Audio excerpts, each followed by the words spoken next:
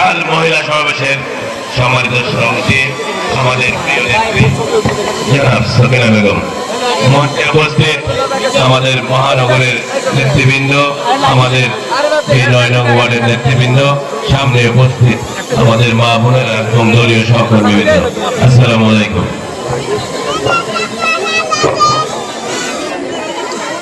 আপনারা জানেন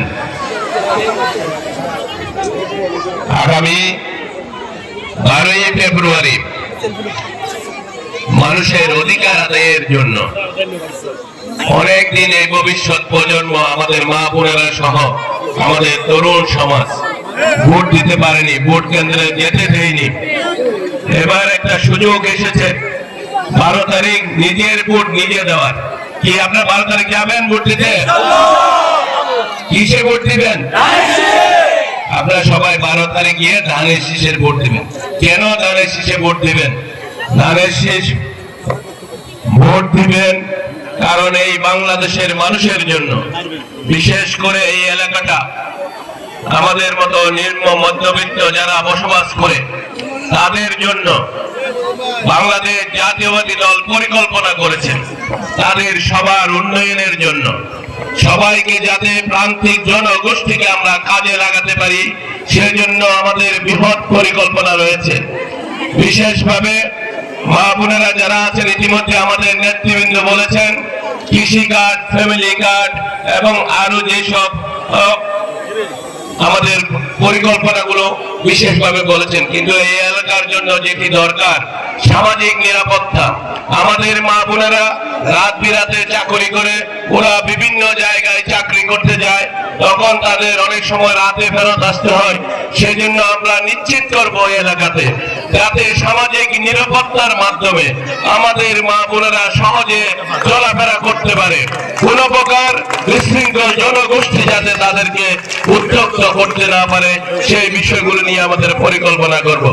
আপনাদের সন্তান এই মা বোনেরা আসেন, আপনারা চিন্তা করেন আপনার সন্তান ভবিষ্যতে এই বাংলাদেশে কিভাবে বসবাস করবে।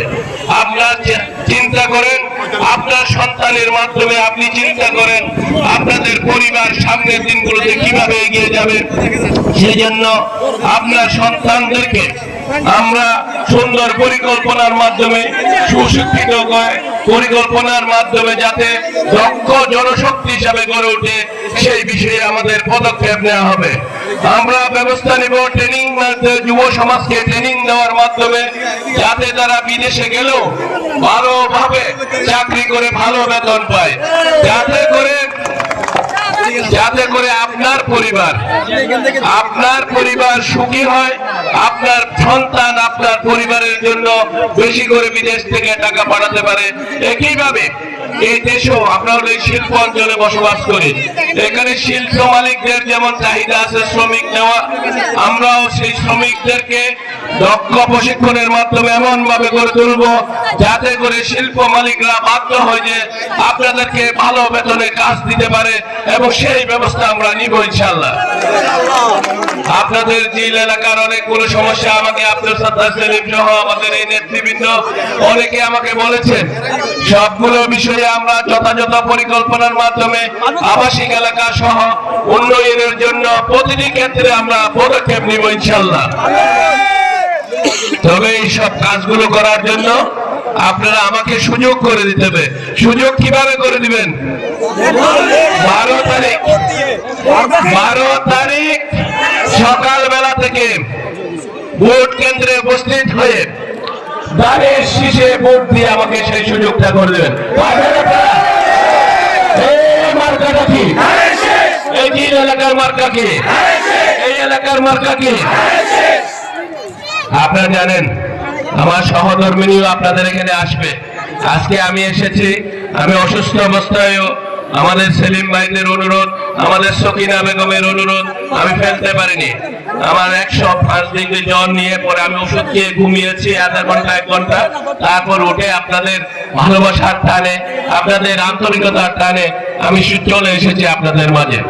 আপনারা সবাই আবার কথা বলার সুযোগ হবে পরশুদিন। আমি সারাদিন আপনার এই নম্বর ওয়ার্ডে থাকবো, 9 নম্বর ওয়ার্ডের গণসংযোগে থাকবো, বিভিন্ন এলাকাগুলো সরজমিনে দেখবো। আপনাদের সাথে পরিকল্পনা করে, আপনাদের সাথে কথাবার্তা বলে কোন এলাকায় কিভাবে উন্নয়ন করতে হবে স্বচক্ষে দেখে গিয়ে আমরা ব্যবস্থা নিব ইনশাআল্লাহ। আর বক্তব্য বাড়াবো না, একটু পরে মাগরিবের আজান। তাছাড়া আপনারা মা বোনেরা ঘর সংসারের সব কাজ ফেলে এসে এখানে চলে এসেছেন। আপনারা সবাই আমাকে সম্মানিত করার জন্য, আমার পরিবারকে সম্মানিত করার জন্য দুপুর 2টা থেকে আপনারা এখানে জড়ো হয়েছেন। আপনাদের সেই ত্যাগ এবং বিনিময়ের মূল্য আমি দিতে পারবো না।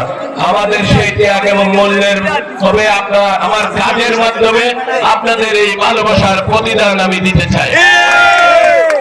আর বক্তব্য বাড়াবো না, সামনের দিনগুলোকে আপনাদেরকে সবাইকে সাথে নিয়ে এই 9 নম্বর ওয়ার্ডের সব পরিকল্পনা বাস্তবায়ন এবং পাশাপাশি চট্টগ্রাম 4 এই আসনটি অর্থাৎ সীতাকুণ্ড, আকবর্ষা এবং আমাদের পাহাড়তলী আংশিক এই এলাকাকে এমন একটি মডেল এলাকা আমরা পরিণত করব, যাতে আপনাদের সন্তানরা, আপনার মা বোনেরা যারা আছেন তাদের সন্তানরা গর্ব করে বলতে পারে আমরা এই এলাকার জনগণ এবং বাংলাদেশের 300 আসনের মধ্যে এই আসনটি হবে সবচেয়ে কর্মমুখর এবং সমৃদ্ধ আসন।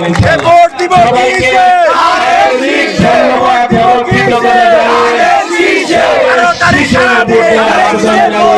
শেষ করছি। বাংলাদেশ জিন্দাবাদ।